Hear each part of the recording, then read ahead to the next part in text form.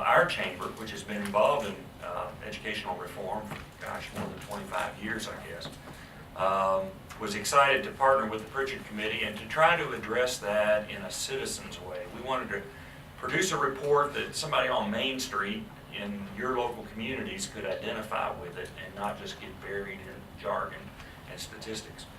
So we were pleased to offer this, and our goal was to try to create a dialogue about what has happened, what needs to happen, and how we go forward.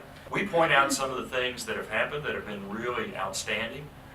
Bridget can mention some of those. She spoke at our summit last week in Louisville, and I remember the key word she said: we need to celebrate the progress. And so there's some of that in here, that there has been progress.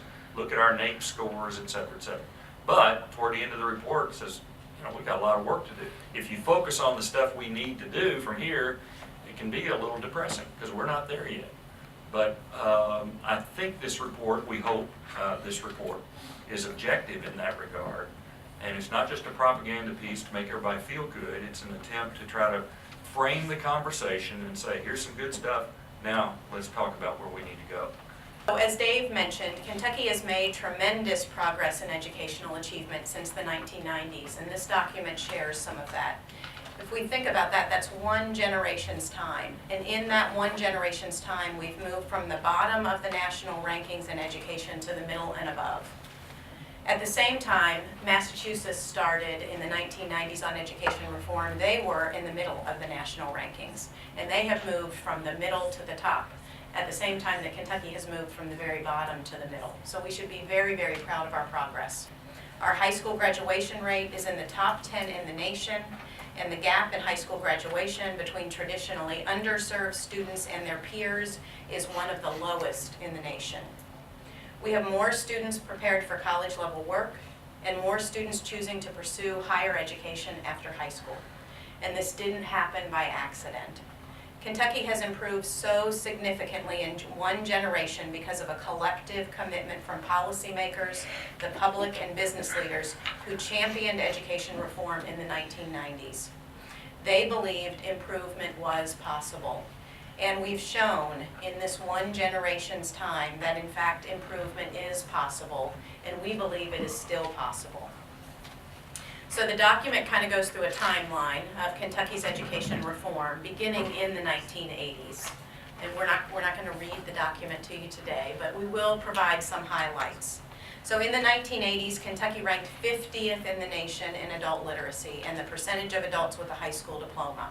We ranked 49th in the percentage of college graduates and 42nd in the country in per pupil expenditure, 41st in pupil-teacher ratio. For our overall education achievement, we were last among the states, and as the saying went, thank goodness for Mississippi. If you lived in Alabama, it was Alabama. But thank goodness, we weren't quite at the bottom, but we were very, very near. Our education system was marked by poor performance, disparity in equity, and low public confidence because of governance issues all across the state. Citizens came together, led only by a belief that their students, their children deserved more, that their communities deserved more, and in fact Kentucky could deliver something better to its young people and to its economy. Those citizens joined with business leaders, they joined with school superintendents and district leaders, and together they supported the 1989 Rose versus the Council of Education and ensured that there was at least a focus on adequate and equitable funding as we move forward in Kentucky. And by 1990, the Kentucky Education Reform Act passed. Wholesale reform, which established higher expectations and standards for performance, school and district accountability, which we didn't have before, a reformed governance model, which required community engagement in school decision-making, expressed support for adequate and equitable funding from the state levels so that schools in eastern Kentucky and western Kentucky and in the urban areas of the state were all able to provide for their students and some sense of the word in an equitable fashion.